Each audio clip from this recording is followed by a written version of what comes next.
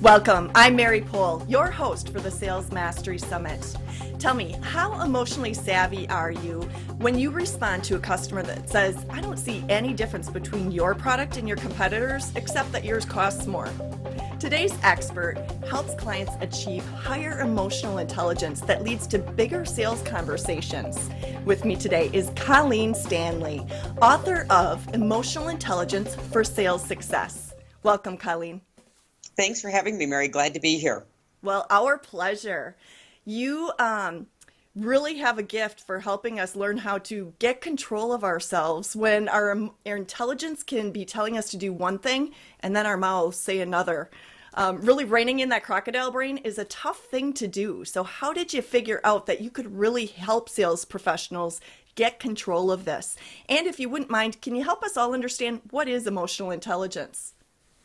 You know, there's textbook definitions, and I've really boiled it down to a simple definition. It's really knowing what emotion you're feeling, why you're feeling the emotion, and most important, how it affects how you show up to meetings, interactions with others. It's also the ability to read what's going on with other people. And to your point, when you get into those tougher sales meetings, we recognize that we found some salespeople could execute hard selling skills very well in the classroom, workshops, role plays during sales meetings. And then when they got in that live world, they would start buckling. And as you said, the logical brain went right out the window and nothing smart was coming out of their mouth.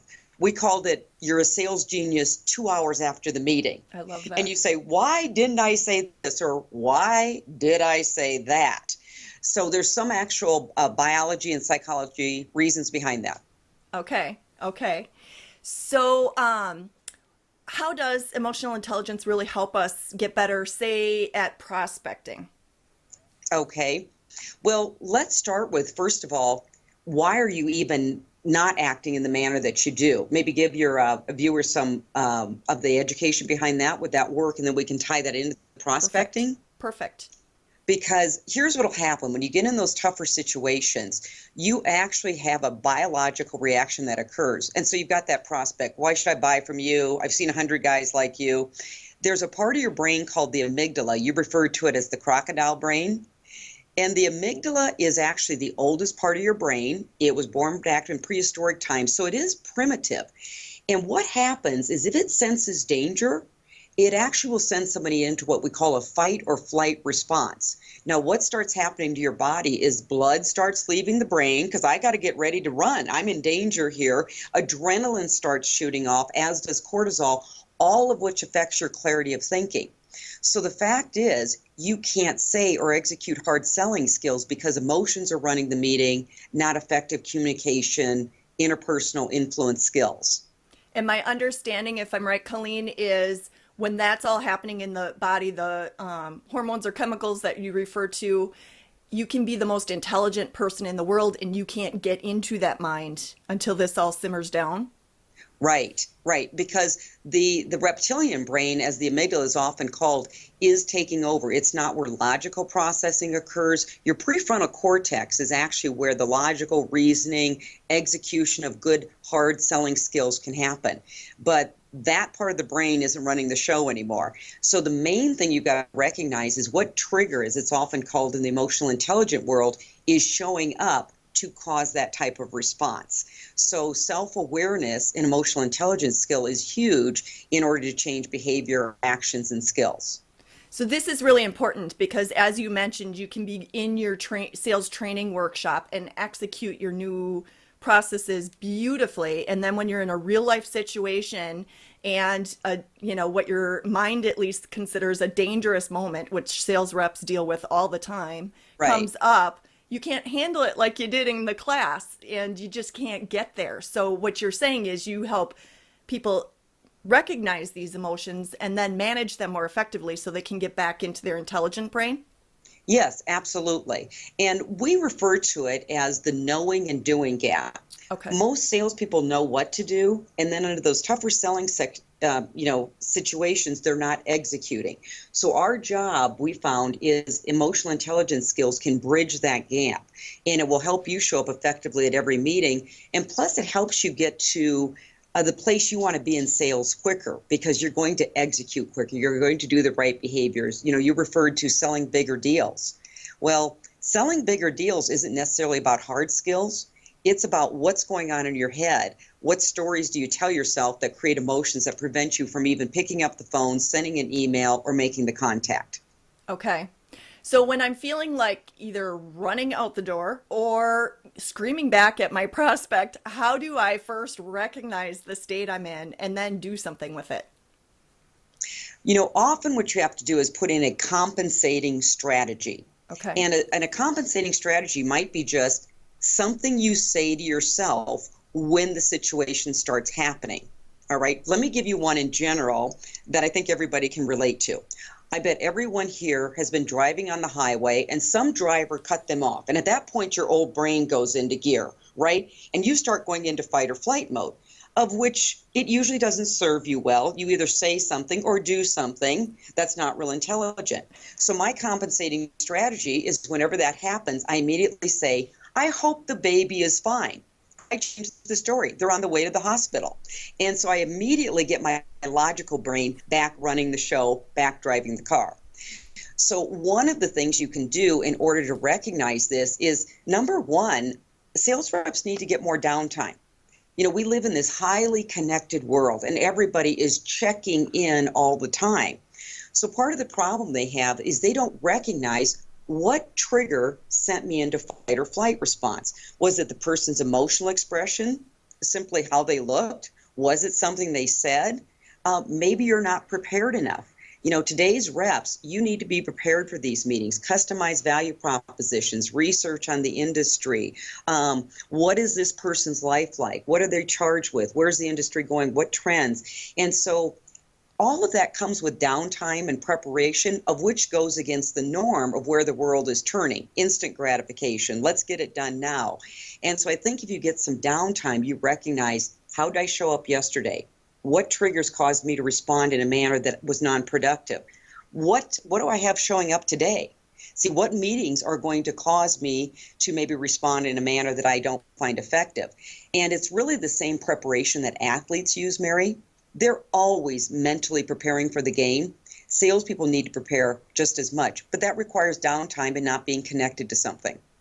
Wow, you highlight a really important point because there is no way that you can completely prepare. There's always something else you could have read or more tweets that you should have read from your customer or your competitors or who knows. Maybe God tweets today. I don't know, but you're supposed to have read it already. So Right. I would think it's very easy for a sales rep to start from feeling like I didn't do enough. And if you're in that emotional state, you're not bringing your best to the meeting once you're there. So you're saying take that downtime and change your emotional state even before you go into that prospect meeting. Absolutely. And, prepare. What questions are they going to ask? Prepare for, I might be asked a question I don't know the answer to. What's my response? And it's okay not to have the answer, but have the response. When you think about it, Mary, sales is pretty predictable. When we run exercises in a particular module that we teach, I will ask the participants, tell me all the objections you hear from your prospects. I can fill a whiteboard with them. Then the next question I ask participants, what's your response to this? They don't have a response. So no, we know the objection. What's the reason we're not responding? And more importantly, we actually bring up the objection, which is a little bit more tactical sales training. But my point is, sales is predictable. There's going to be tough prospects. Prepare for it. Be prepared not to know the answer, but be comfortable not knowing and say, you know what, that is a good question. Mm-hmm. You're probably the first prospect that's asked that. Would you mind if I do a little research and get back to you on that? I like And you say that. it calmly, you say it nicely, and you know what, you should say it confidently, because power buys from power. And what you have to recognize is that if you're not showing up the right way, there's this subconscious piece in your prospect that's sitting there looking and saying, she doesn't look that confident. So if she's not that confident, why would I believe anything about the promise of the product, service, the offering? Mm-hmm. So it is a lot about how you show up to those meetings peer to peer. Very, very good advice. I like that it's most important to have the response, not the answer. Yes, because you may not have the answer, and that's okay. But I also think with just some downtime preparation that you can be, and not giving into the pull of instant gratification of being busy but not productive. And I do think salespeople confuse the two. I'm busy, I'm exhausted at the end of the day, but were you productive? Were you working on the right stuff? Mm-hmm. All right. So some of those issues. And if you do that, then you can maintain your power and your confidence in the situation, even though you don't know everything. Yeah, you're not going to know everything, but I promise you, if there's an emotional intelligence skill called self-actualization, and self-actualization has actually been proven in the sales world that these type salespeople that possess this quality do better in sales. And what the definition is, you're always on a pursuit of personal and professional improvement. You actually like sales. You didn't default to it. You didn't say, well, I can't do anything else. I'm going to be in the sales profession, or I'm going to sell this. So I think something, and this takes some emotional self-awareness, is why are you in the sales business? What are you selling? Do you find purpose behind it? Because if you like sales and you like what you're selling, you enjoy reading. You will download the audios. You'll listen to the podcast. You'll listen to experts like yourself. And because you are learning and becoming smarter, I promise you, when you go to those meetings, you're adding value because prospects are too busy to keep up on everything. Right. I mean, I call on companies and business owners and CEOs. They're running much bigger companies than me, maybe making more money than me. And I absolutely know I know more than they do because I am a student of my profession. And I know how much work it takes me to stay up on sales training, consulting, management, and leadership. So if it takes me this much time, my prospect doesn't have that time. They're looking for me to be that shortcut on expertise and credibility. That's self-actualization. I'm always on a pursuit of personal and professional improvement. So really go into every situation, if I understand right, as a learning situation so that you're continuously improving? Absolutely. And you bring up a great point here. You're going to run a lousy sales call. I've been in this business 14 years, sales for over 20. I can screw up a sales call. My immediate mindset is this, and this comes from confidence, and I have the ability to separate what I do for a living from who I am. I immediately ask myself, what's the lesson learned? And then if I'm objective about it and I'm high on personal accountability, I will get the lesson. I don't blame it on the economy, the prospect, the situation. I get the lesson, and then my next question is, how will this serve me better? How will this serve me in the future? Because my strong belief is, if I'm going to screw up something, the one thing I'm going to get out of it is a lesson. And I always have found that lesson serves me better at the next opportunity. But I've got to be willing to look at the lesson, get the lesson, take accountability. You know, if I didn't show up the right way, what made me not show up? Mm-hmm. Makes sense. Gee, that seems so much more helpful than beating yourself up after a lousy sales call. Right. And there's a difference. If you ran a lousy sales call, why'd you run it? Did you not prepare? Okay. Or did you not know? And sometimes in life, there is just material you're not going to learn until you go through the experience. But, if you don't have that confidence, what we find is a lot of salespeople never even show up. So, for example, you talked about selling bigger deals. Well, some people never pursue the bigger deals because a lot of their self-talk is, well, the bigger deals, I don't know, how do I talk to that person in the C-suite? And the person in the C-suite, my understanding is that they're tougher on people, and they make up all these stories, and they start writing these big fiction novels, I call them. Well, pretty soon they've told themselves the story so long, it becomes a nonfiction novel, and they never take action. So they don't even know if they can sell the big deal because they never showed up to get in the game. So, Colleen, in that situation, can you give us an example of somebody executing with high emotional intelligence that then leads to a bigger sales conversation? Right. A skill that can get you to the bigger sales conversations. Number one, I think we've talked about, make sure you're showing up. But let's say you're engaged in an opportunity, and it's a bigger opportunity is going to have multiple decision makers. And you're perhaps talking to the user buyers. It's the textbook example. But you've got to get to a couple of the power buyers, the economic buyers, some key influencers in it. Instead of asking, hey, who else should I be talking to? You want to apply your assertiveness skills. And assertiveness is the ability to state what you need nicely.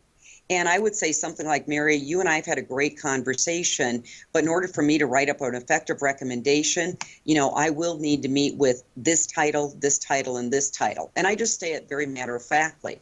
I know my business. I know if I get input from these particular buying influences, I'm going to make the better recommendation, the right recommendation.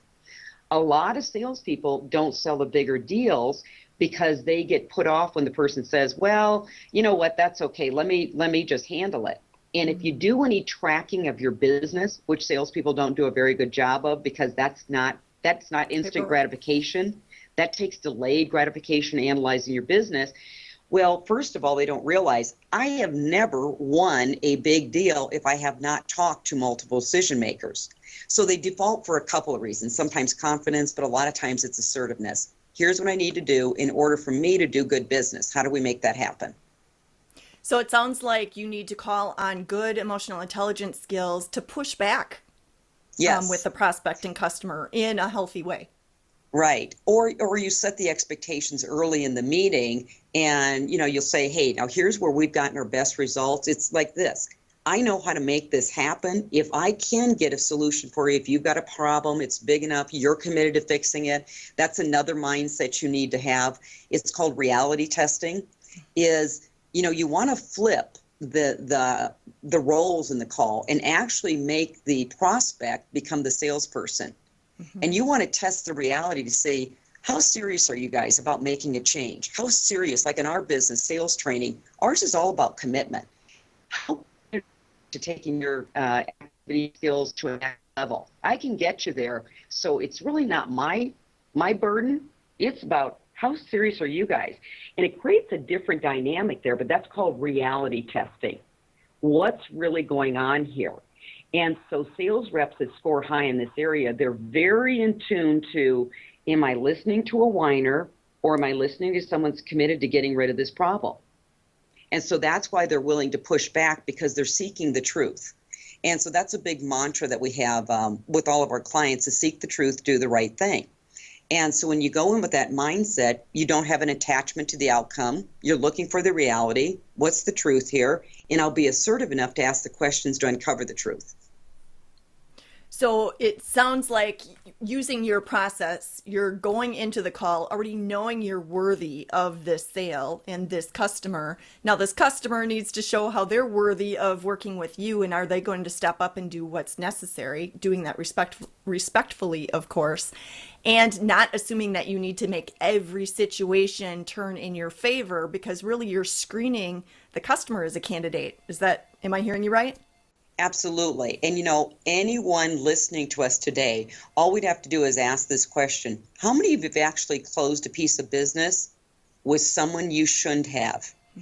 And people can remember it. And what happened is it wasn't a good engagement. It probably ended up not being as profitable because it was a high maintenance client. You probably didn't call on the right, what we call this right psychographic, the attitude. They may not be doing things on their end to make it work. So, for example, we have different industries we work in where the client has to hit X amount of deadlines in order to hit the successful outcome. Okay. Well, you have to have a salesperson be assertive enough to say, hey, we're going to do our piece, but we will also need to have you doing this. And if it doesn't happen, we're not going to have nearly the success that we both hope for. What should we do? And they talk openly about that. So it's called, managing expectations for mutual success. But that's how you get a partnership relationship versus this vendor relationship where the salesperson can often be doing all the work, but they're not getting the engagement they need from the customer to make it successful. I like that. You're mutually qualifying each other. Absolutely. Mm-hmm. Yeah, and you think about your best business, it's a little bit trite, overused word, but it is a partnership. But the people that get partnership out there, that's actually an emotional intelligence skill, interpersonal skills, the ability to build relationships. So you want to be careful about where you're spending your time, because when you do your best work, you and your company, you get something called repeat and referral business. So that's the reason you want to be careful about, hey, I'm going to work with the highest quality clients I can because my life becomes easier and we have more success. Makes perfect sense. Colleen, do you have recommendations on what somebody should do to deal effectively with a customer or prospect that has low emotional intelligence? Well, first of all, you have to recognize the trigger that's showing up, that you're going to have your initial response will be to react to that. And maybe they're being overly aggressive. In some cases, they're being dismissive. They're not paying attention. So first of all, recognize the trigger, manage your emotions. Now, the quickest way I can share with you to manage your emotions is to change the story. Okay. Just tell yourself a different story. So let's say it's somebody that's being overly aggressive. You might change the story from, wow, what a jerk. I mean, how does this guy even run a company? To, boy, this guy must be under a lot of pressure to be coming across this way. So that can be a compensating strategy to immediately get you back to the logical. I'm actually applying empathy to this man. Wow, this guy must be really having a bad day to be this aggressive. All right. So first you manage the trigger, the event that can cause you to react. The second thing we teach, and it's a kind of a funny term we use, we call it call the sales elephant in the room.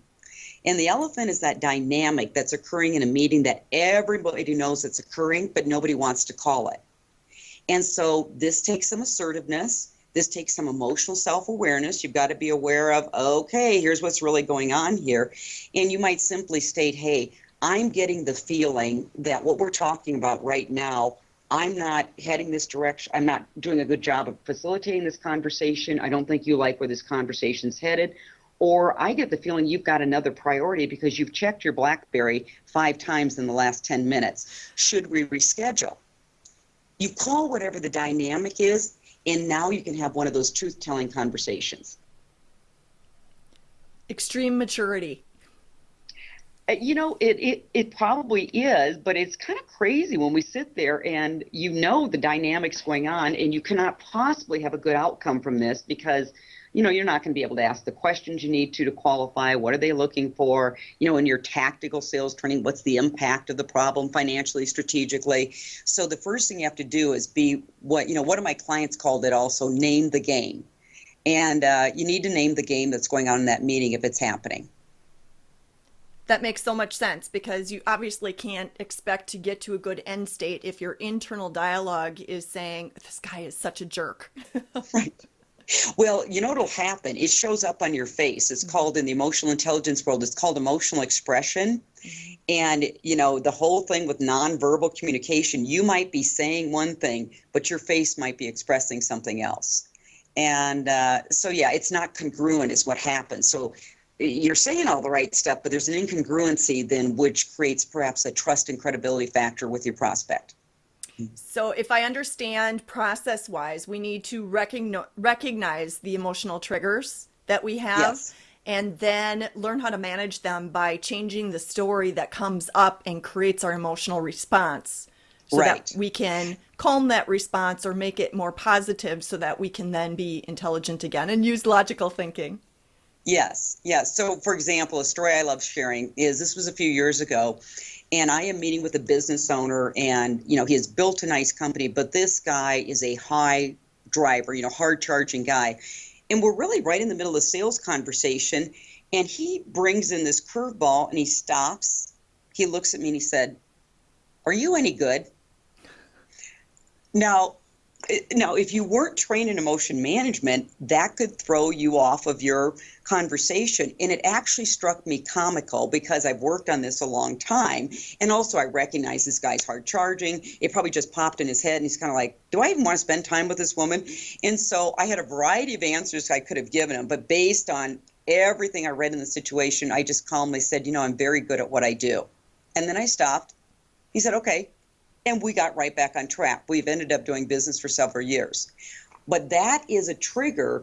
Had I not been able to respond effectively, and if I started blubbering and, I'm really good, and let me tell you what I did, but it struck me as comical, actually, because the story in my head was, wow, this guy must throw a lot of people off their game every day. Oh, and maybe he I'm was sure. trying to do that. I don't think he was, actually. And I think if you go in thinking people's intent are good, you also respond better.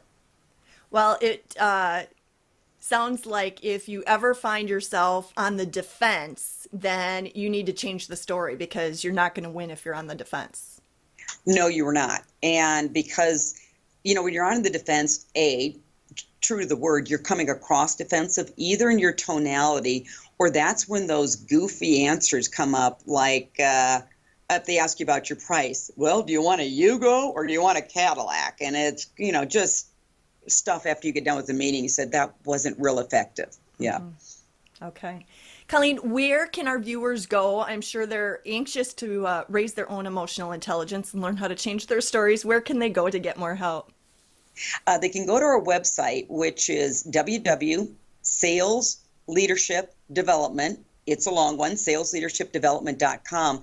Go to our free resources page. We've got lots of articles that they can download about this. We've also got some podcasts that they can listen to and a webinar as well. So we like to provide as many free resources. We have seen it be a true game changer for clients that embrace this. And we're not saying don't learn the hard skills. We teach hard skills every day, Mary. Right. What we're saying is take a look at your sales challenges and examine soft skills that might be impacting hard sales results. And the most powerful salespeople out there are blending the soft skills and the hard skills. It's competitive. We're in a commoditized world. You can order stuff on the internet. Competition is global, regional, local. So it's not enough to just show up and ask good questions anymore. You've got to have those critical thinking skills, emotional intelligence skills. Makes perfect sense. Can you give us an example of a client that you've helped really improve their soft skills that you mentioned, changing their story, for example, and really see the difference in a situation? Right. We just had one as recently as a couple weeks ago. So this young lady was actually petrified, and I might be overstating that, but a little nervous about calling on what we refer to as the C-suite. And so Matt, one of our consultants, first of all, did a great job of coaching her. What's causing that, made her do some self-reflection there. What story are you telling around the C-suite? And in their business, cold calling still works pretty well. So what he coached her to do was first change the story. And then he said, what I'd like you to go out and do is get 25 no's. So he changed the success formula. See, she was putting so much pressure on herself to get appointments. He goes, no, all I want you to do is I want you to make enough calls till you get 25 no's. She called him 2 days later. She goes, I can't get to 25 no's. Everybody wants to meet with me. And she sold a $25,000 project, which was a nice size project for their industry. Just took the pressure off herself. A lot of self-awareness. What story you're telling about C-suite? And so that was an example of not even showing up to make the call because of all the storytelling. Yes. So a lot of good coaching, both soft and hard skills went into that. But that was a recent one. I love that, putting your focus on something else. I once saw a speaker on stage that did it by tossing a ball, and he asked for a participant who would volunteer, I don't know, but who would be deathly afraid to come on stage and catch a ball with him, play catch with him. And somebody was silly enough to raise their hand and say, yes, that would petrify me. And sure enough, she went up on stage, but instead of having her focus on, you have to catch the ball, you have to catch the ball, he had her focus on what color of this 2-color ball is coming at you as I throw it, which of course put her focus on the ball, which is what's required to catch it. But right. She was completely unfocused on the outcome of catching it, and it worked. I know. Yeah. So it was a fun success story. We've had another one that a little bit larger contract. They sold a $250,000 IT project.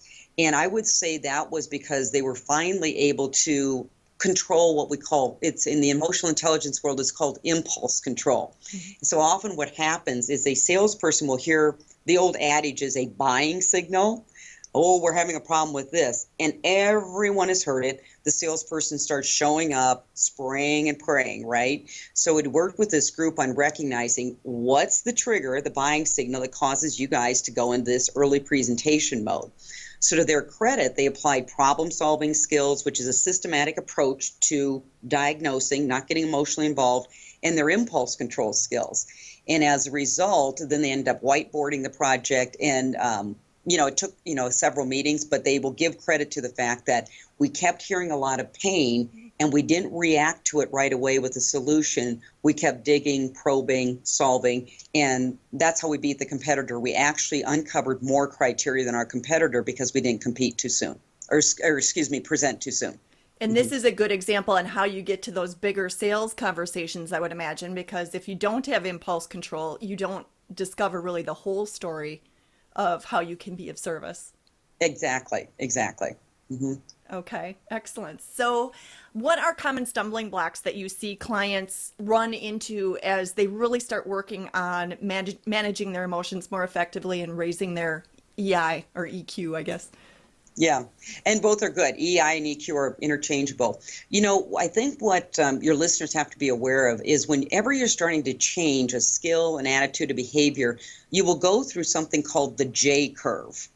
And the J curve is, here's where you might be. Let's just take skills. You might be here from a skill level, and you actually sometimes can start getting worse before you get better. And people get discouraged, all right?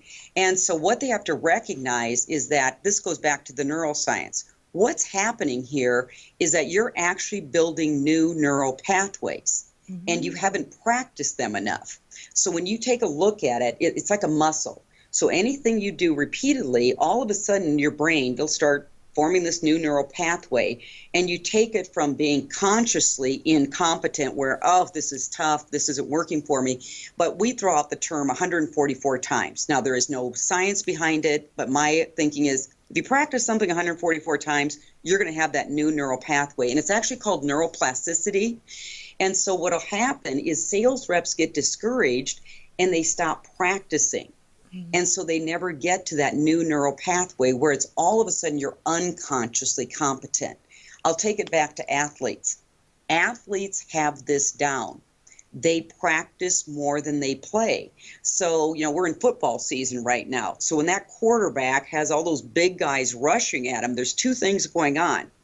He is managing his emotions well, and he also knows the play so well that he can execute without thinking. And salespeople often just aren't practicing enough. A, they start experiencing the J curve, so they jump off. And B, sometimes you have to take a look at how bad do you want to get good? That wasn't great English, by the way, but how bad do you want it? And if you want it, you will do the practice. You will put in the work, which is delayed gratification. Put in the work to get the reward. So that's a biggie that I see from a neuroscience. And then you have to take a look at how bad do you want it? And this, again, takes really good maturity, like you say, to stick through it, because you might have a lot of external naysayers saying, what are you doing? You're getting worse. I think when you brought up the sports analogy of Tiger Woods working on his swing, and his swing got worse for a while as he was changing it until he practiced it enough. And then in the end, he was actually more effective, but he had to go through that J curve that you mentioned. That's interesting. Yeah, so we find that sometimes just with some education, people become more patient with themselves because they recognize they're going through the J curve. And so when they recognize it, they go, okay, I'm willing to keep going because I know when I get to this level, wow, my position, my career, my commissions, how I'm going to show up to meetings, how much more valuable I'm going to be to clients is going to improve dramatically. Yeah, and you can be patient through all of the naysayers saying, what are you doing to yourself? Yeah, and sales managers need to recognize that too, because as somebody's learning a new skill set, they need to have the patience and the awareness to go, nope, you're doing fine. You're right on the path you should be because you're going to start heading up pretty soon. Mm-hmm. That was so helpful, Colleen. Do you have one last word of advice of one thing our viewers could do today that would help them be more successful? Oh, just one. Just one. I would have to go back to the downtime, Mary, because I think in the downtime, you want to be asking yourself some questions. Do I want to be in sales? Do I like this profession? Have I made a decision? Because when you finally make a decision to course correct, you will do it. Often we've never made a decision. And when you think about it, once you make a decision to do something and you're not sitting on the fence, straddling it, then you will go about and get the resources, get the mentoring, get the advice. You in your downtime should be asking yourself, am I waiting for someone else to make me good? Now, obviously, I love it. And your best companies, by the way, invest in people. All right. So that is, our clients have done well through the recession. And I think it's a chicken and egg thing. They have always invested in education. Therefore, when the tough times hit, they're ready. But if you don't have the good fortune of being with a company like that, invest in yourself. Bet on yourself. And I'm always amazed at how many people wait for somebody else to make them good. Mm-hmm. So in the downtime, maybe do some of those reflections. I love it. No excuses. No excuses. It ends with you. Perfect. Well, thank you so much, Colleen, for sharing a great way to improve our sales, which is really starting with ourselves and our own emotional states. So we Right. can show up, as you say, with power and confidence and respect for our own abilities. Absolutely.